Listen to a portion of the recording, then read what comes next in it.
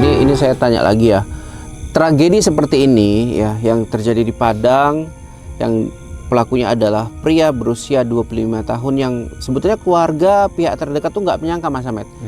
Polos, sering hadir, sering kumpul gitu, tapi kok bisa melakukan ini. Nah, dia tidak nampak lah, tidak nampak itu dia bandal atau tidak nampak. Apakah kejadian seperti ini Mbak Ilo? Ini kan adalah tragedi nih, 3 wanita sekaligus nih. 3 ya kan? 3 wanita sekaligus nih. Apakah ini bukan merupakan teguran untuk daerah atau kampung tersebut, Bah? Karena merupakan ritual yang mungkin dulu pernah dilakukan, sekarang nggak dilakukan, makanya lah terjadi seperti itu. Hampir dihilangkan gitu. Kadang ada di sebuah kampung itu tolak bala gitu, karena itu nggak dilakukan, terjadilah hal-hal seperti itu. Menurut pandangan Bah gimana? Ya sebenarnya itu ada juga sih seperti itu. Karena begini ya, yang namanya tolak bala itu kan untuk di saat ini mereka sudah banyak yang tidak mempercayai gitu ya. Sebenarnya begini, tolak bala itu adalah kita suatu melakukan ritual yang arti kata bagaimana ya, untuk saling menghargai antara manusia dan sosok makhluk gaib seperti itu. Masalahnya juga Belo, seperti berturut Belo. Ini kan 3 orang. Sebelum kejadian ini, ingat Belo ni aku ni yang cari di Padang juga. Apa memang seperti ada? Tapi dari tanggalnya sih nampaknya si Wanda duluan yang ngelakuin, Mbah. Baru Nia Kurniasari. Cuman terungkapnya baru sekarang. Jadi kalau menurut Mbah ini kaitan dengan tolak bala dari kampung tersebut, ataukah lalai dalam melakukan tradisi yang selalu dilakukan dan tidak dilakukan lagi, atau gimana, Mbah? Ya itu bisa terjadi gitu ya kan, entah sepele mereka ini menganggap sepele gitu. Nah, saya ambil contoh saja ya. Kadang orang percaya tidak percaya, orang membangun rumah saja ya.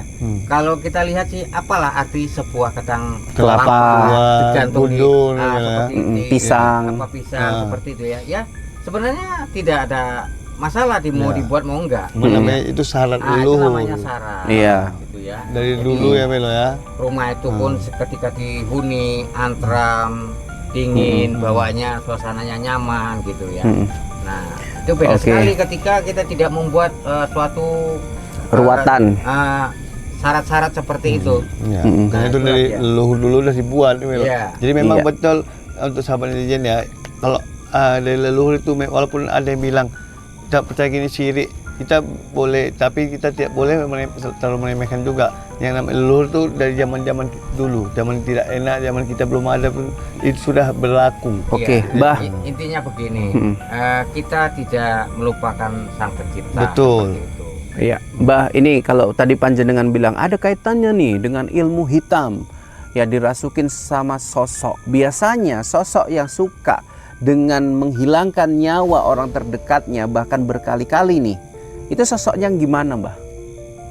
Kalau gaibnya itu, Mbah? Ya, kalau saya lihat itu dia sosoknya sudah jelas, itu biasanya tinggi besar, matanya merah seperti itu. Nah itulah yang sosok yang mempengaruhi seperti itu. Dia yang suka untuk apa sama dia itu? Ya untuk menjadikan. Kalau kita belajar dari dukun AS menuntut ilmu, dia saya lihat menghisap air liur. Nah, ada juga yang saya dengar ada menghisap darah dan lain-lain lah. Namanya ilmu hitam nih sesuatu yang nggak logika dilakukan dia gitu loh. Nah, kalau ini apa, Mbah, menurut Mbah nih? Ya. Sebelum meninggalnya, selain dipotong-potong nih kayak pacarnya tadi dibuang ke sungai, ini apa yang dilakukannya gitu? Yang Mbah lihat? Ya, dia ini setelah melakukan itu merasa ada kelebihan gitu. Merasa ada kelebihan di tubuhnya, seperti ada kekuatan-kekuatan yang gaib ataupun tidak disangka-sangka seperti itu. Nah gitu. Tapi nyatanya nihil gitu. Nah itulah yang terjadi. Menurut Mbah gini, menurut Mbah gini, kalau kata spiritual yang lain, kalau dia menuntut ilmu kebal, ya kan, menuntut apa namanya itu, ritual-ritual itu, dia harus menghilangkan 7 nyawa, Mbah.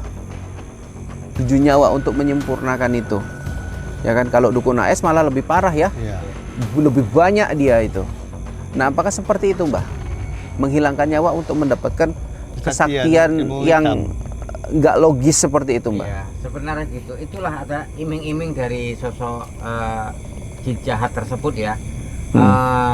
Kita ini seolah-olah dibuat di dunia ini merasa nanti paling sakti, paling hebat, paling tenang gitu ya. Padahal itu kebalikannya gitu ya. Tapi mereka ini tidak sadar apa yang dikatakan oleh sosok gaib tersebut. Iya. Nah itu yang Mbak Hilo bisa nggak kalau Mbak Hilo bilang tadi sosok hitam, matanya merah gitu, bisa nggak menemukan dia? Apakah dia masih bersemayam di tubuhnya si Wanda pelaku dan tidak mau dia bercerita dengan pihak berwajib terkait dengan keilmuan dia itu, Mbak Hilo?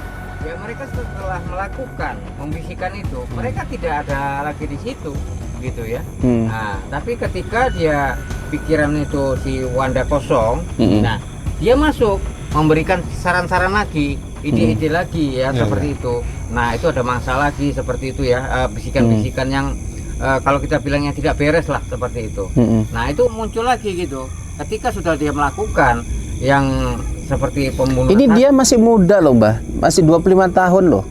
Belum sampai 30. Ini masih muda loh sosoknya, masa sih udah seperti itu dia gitu, dimasukin sering-sering gitu loh. Ya begini ya, namanya orang dirasuki sosok jin itu tidak pandang bulu, mau tua mau muda. Ketika kita lengah, pikiran kita kosong, kapan saja dia bisa masuk. Nah seperti itu. Kapan aja bisa kapan masuk. saja bisa masuk.